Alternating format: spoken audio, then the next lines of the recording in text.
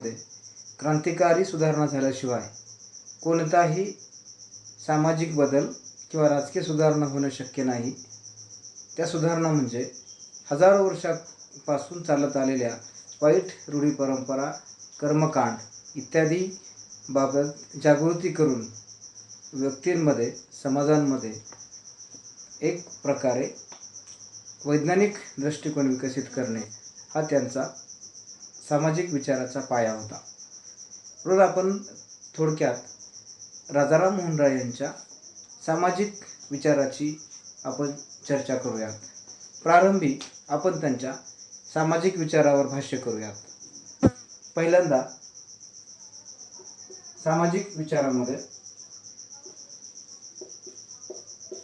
मूर्तिपूजेला विरोध.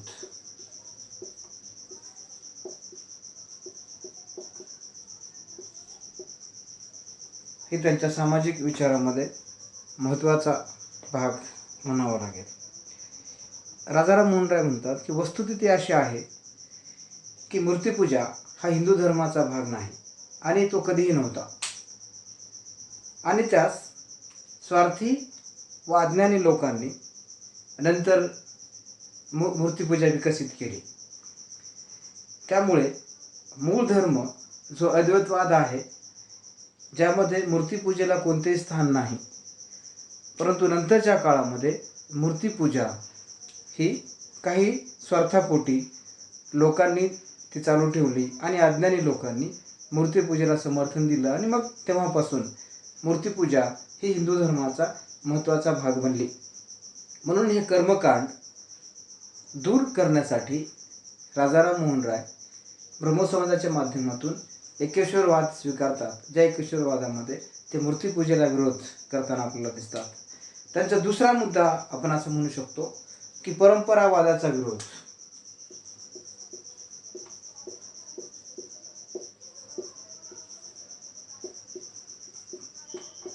त्यांच्या सामाजिक विचारामध्ये परंपरावादाचा विरोध आपल्याला पाहायला मिळतो.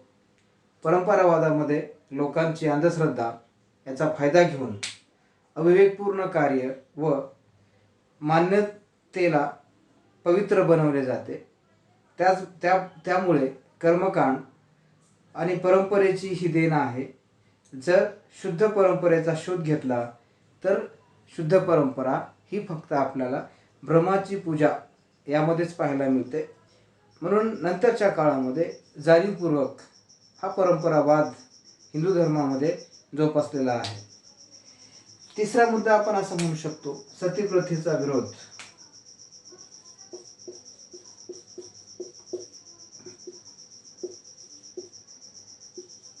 राजाराम मोहन राय यांचं सर्वात महत्त्वाचं कोणतं कार्य असेल तर त्यांनी भारतामध्ये, विशेषतः बंगालमध्ये जी प्रथा होती, ही सतीप्रथा बंद करण्यामध्ये त्यांचं महत्त्वाचं योगदान आहे.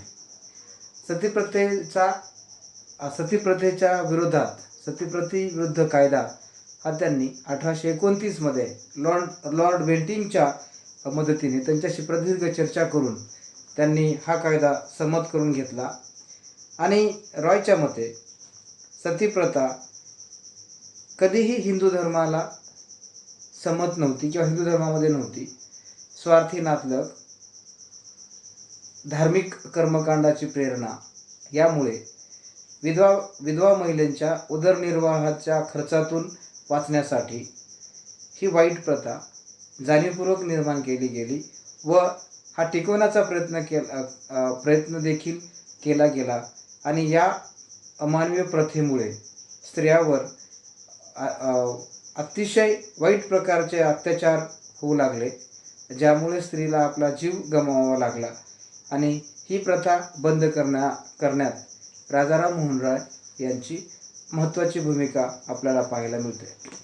त्याबरोबर चौथं कारण सामाजिक विचारामध्ये आपण चौथा घटक असा पाहू शकतो स्त्री स्वतंत्र आणि सुधारणा.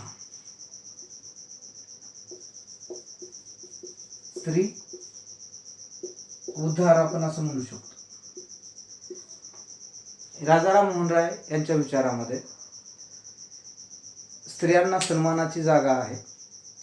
त्याबरोबरच सतीप्रथेचा कायदा बंद करण्याबरोबरच त्यांनी स्त्रियांना पुरुषांच्या बरोबरीने समान आणण्यासाठी त्यांच्यावर होणारे विविध अत्याचार नष्ट करून, बंद करून, त्या विरोधात आवाज उठवून स्त्रियांना समाजात प्रतिष्ठेनं जगण्यासाठी एक प्रकारे संधी निर्माण करून देण्याचा प्रयत्न त्यांनी केलेला दिसतो.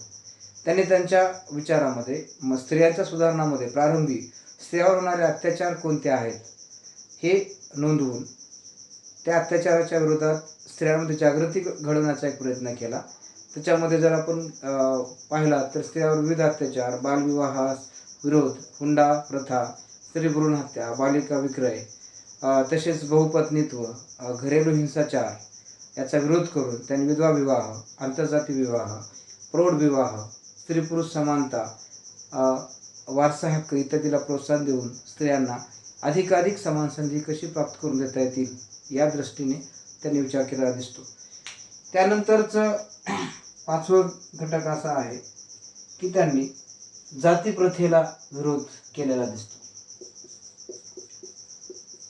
राजाराम मोहन राय यांच्या विचारामध्ये जातीप्रथा विरोध हा आपणास पाहायला मिळतो. त्यांच्या मते हिंदूच्या राजकीय दुर्बलतेमागे असंख्य जाती आणि उपजातीत विभागलेला हिंदू समाज आहे.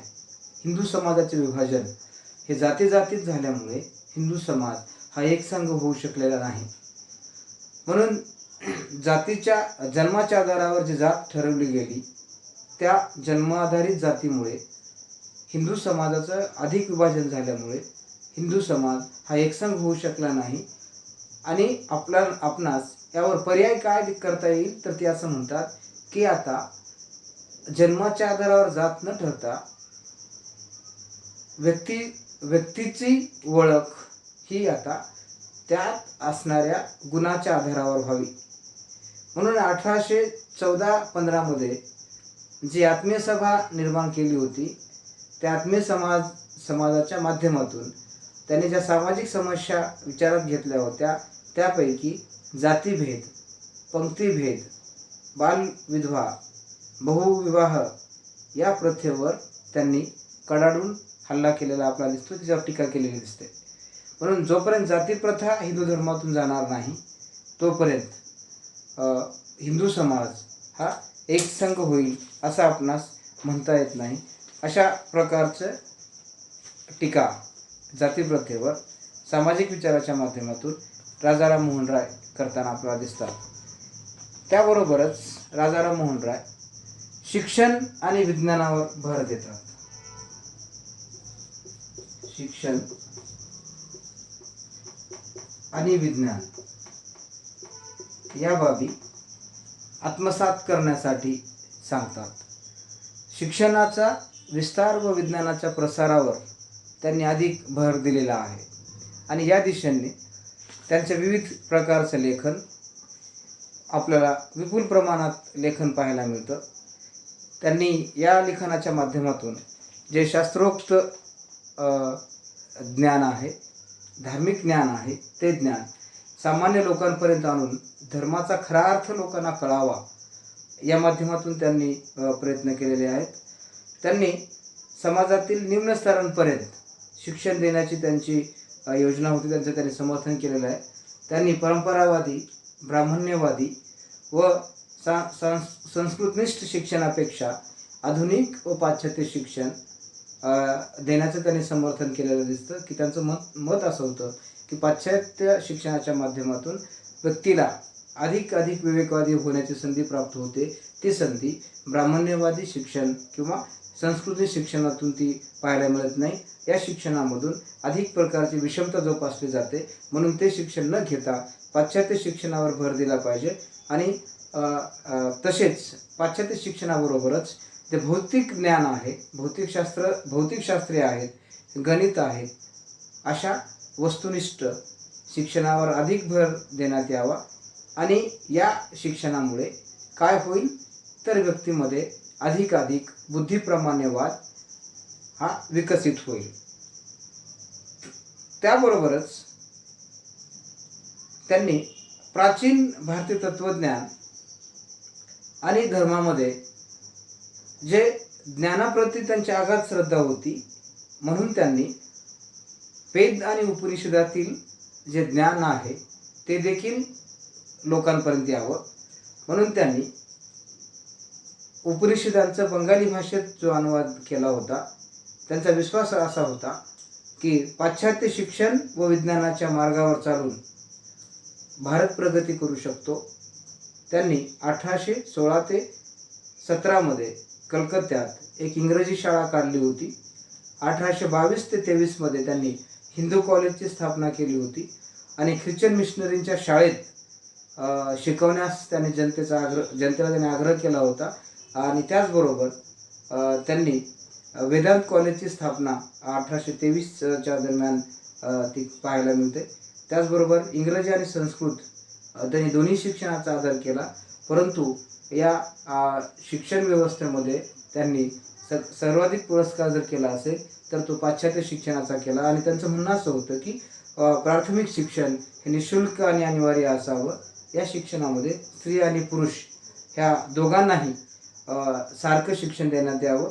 त्या दृष्टीने त्यांनी शिक्षण संस्था त्यांनी कॉलेज काढले. परंतु अनेक टीकाकार असं म्हणतात की त्यांनी स्त्रियांसाठी आणि दलितांच्या उद्धारासाठी अशी शाळा कोणती काढलेली नाही.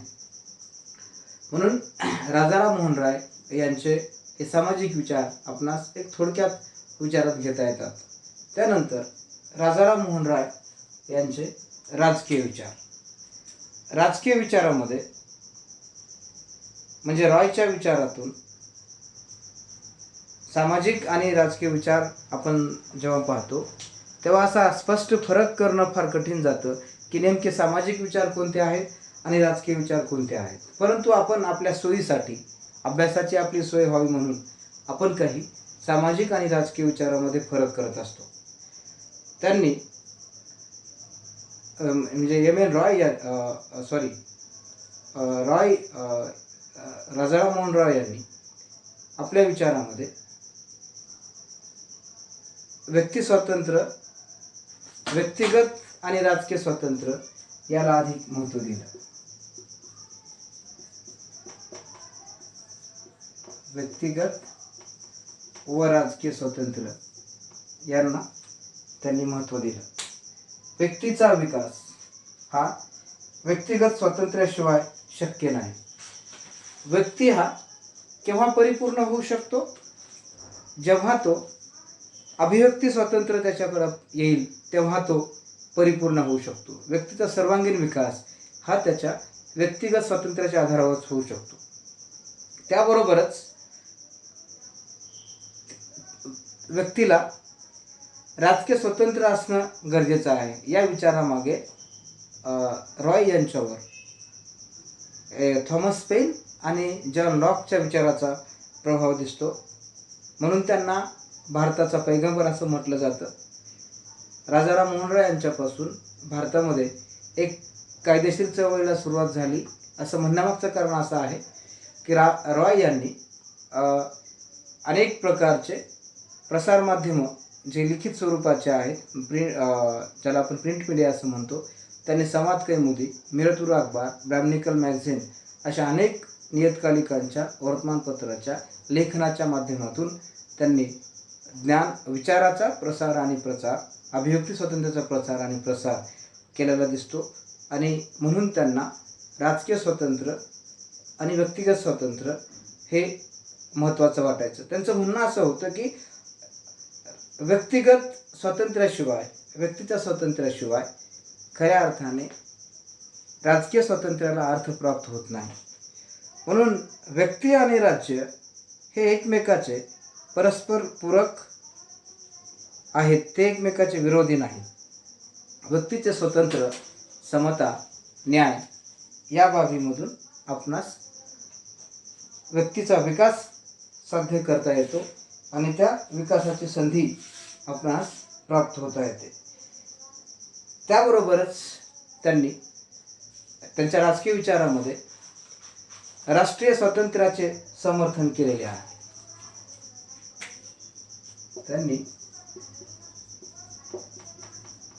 राष्ट्रीय स्वातंत्र्याचे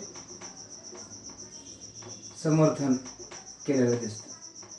व्यक्तिगत स्वातंत्र्याबरोबरच राष्ट्रीय स्वातंत्र्य प्राप्त व्हावं ही त्यांची इच्छा होती. जरी ब्रिटिश राजवट किंवा ब्रिटिश सत्ता भारतामध्ये असली, त्यांचं कायद्याचं राज्य जरी प्रस्थापित होऊ पाहत असलं तरी त्यांना असं वाटायचं की ब्रिटिश राज्य हे कायमच भारतासाठी उपयोगाचं नाही आहे आणि त्यासाठी भारताला स्वतंत्र होणं हे महत्त्वपूर्ण आहे. कारण युरोपातली अनेक राष्ट्र किंवा आशियातील वसाहतवादी राष्ट्र हे निश्चितच स्वातंत्र्य प्राप्त करतील आणि त्यांच्या स्वातंत्र्याची मागणी ही महत्त्वपूर्ण चळवळ म्हणून ती निर्माण होईल आणि एक दिवस ते निश्चितच ते स्वातंत्र्य प्राप्त करतील. म्हणून राजाराम मोहन राय हे राष्ट्रीय स्वातंत्र्याचे प्रेरक होते. भारतात ब्रिटिश शासनाला ते वरदान जरी मानत असले तरी हेच शासन अनेक वर्ष राहावं ही त्यांची मूळची इच्छा नव्हती आणि म्हणून ते म्हणतात की परकीय शासन हे कितीही जरी चांगलं असलं तरीही ते अल्पकाळासाठी असतं. कारण ते शासन जनतेच्या हितासाठी राहत नाही, त्याच्यामध्ये विवेक राहत नाही, त्या शासनामध्ये लोकांप्रतीची जबाबदारी राहत नाही. म्हणून असं शासन हे फार काळ राहता कामा नये. म्हणून भारतीयांनी आपली योग्यता, बुद्धी आणि सामर्थ्यावर एवढा विश्वास ठेवावा आणि तो होता की भारत त्या उंचीवर पोहोचेल आणि इतर सभ्य जी राष्ट्र ज्या उंचीवर पोहोचलेली आहेत ती राष्ट्र त्या राष्ट्रांच्या यादीमध्ये भारतसुद्धा पोहोचेल आणि तिथपर्यंत पोहोचण्यासाठी तुम्ही स्वतंत्र असणं गरजेचं आहे. या दृष्टीने त्यांनी राष्ट्रीय स्वातंत्र्याचा विचार मांडलेला आहे. व्यक्तिगत स्वातंत्र्याबरोबरच राष्ट्राभिमान आणि राष्ट्रीय गौरव ह्या दोन्ही गोष्टी आवश्यक आहेत. एका बाजूला स्वदेशामध्ये त्यांनी आत्मविश्वास निर्माण करून त्यांनी स्वाभिमानाची भावना त्यांच्यात रुजवली, तर दुसऱ्या बाजूला देशहित विरोधी कायद्यावर त्यांनी टीका देखील केलेली आपल्याला दिसते. त्याच्यानंतर राजकीय विचारामध्ये प्रेस आणि अभिव्यक्ती स्वातंत्र्य. प्रेसचं स्वातंत्र्य.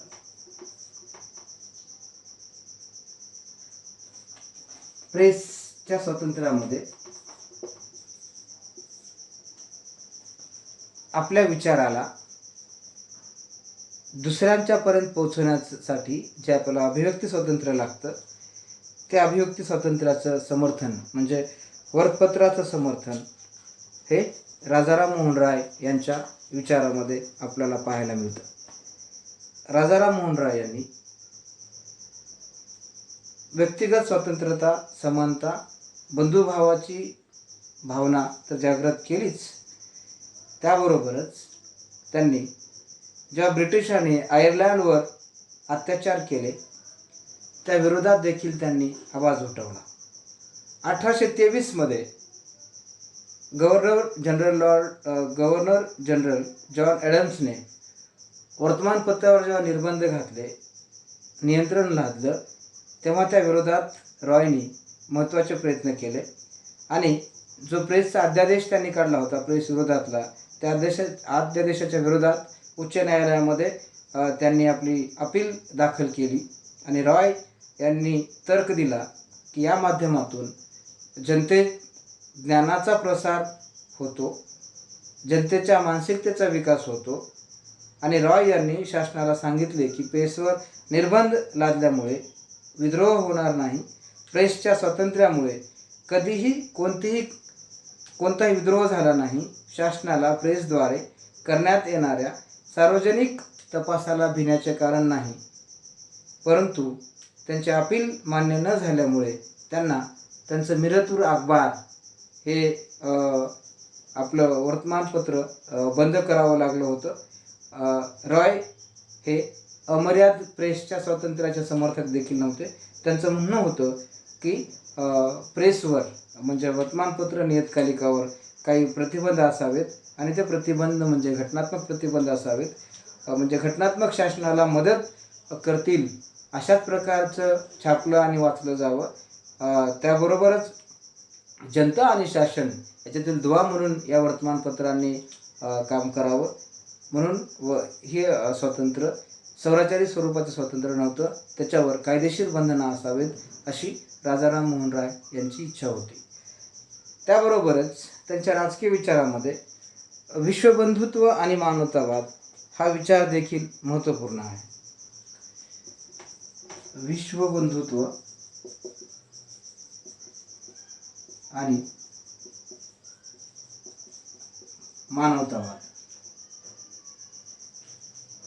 रॉय यांचा विचार, त्यांचा ब्रह्मसमाज ज्याचा उपदेश हा मानवतावादासाठी त्यांनी स्थापन केलेला हा समाज होता.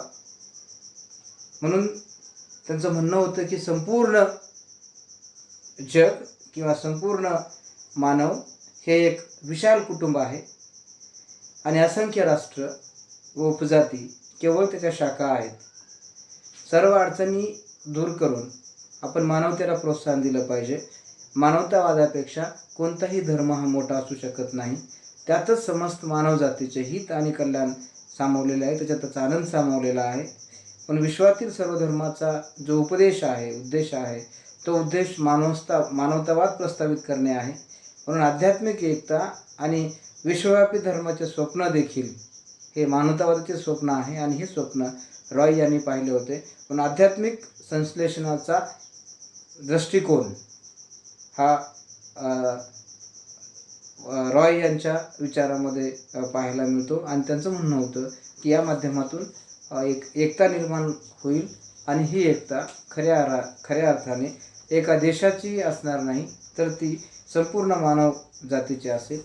आणि त्यांचं म्हणणं होतं की आपण कुठलीही संत परंपरा जर विचारात घेतली तर या संत परंपरेमध्ये हाच संदेश पाहायला मिळतो, एकतेचा संदेश पाहायला मिळतो, मानवतेचा संदेश पाहायला मिळतो, त्याच्यामध्ये विश्वबंधुत्वाची शिकवण ती पाहायला मिळते. आणि हा जर संदेश आपण जर जोपासला तर खऱ्या अर्थाने आपण सुखी आणि समाधानी जीवन जगू शकू. म्हणून आपण एक थोडक्यात की या मुद्द्याच्या आधारावर राजा राममोहन राय यांचे सामाजिक आणि राजकीय विचार काय आहेत ती चर्चा आपण केलेली आहे. धन्यवाद.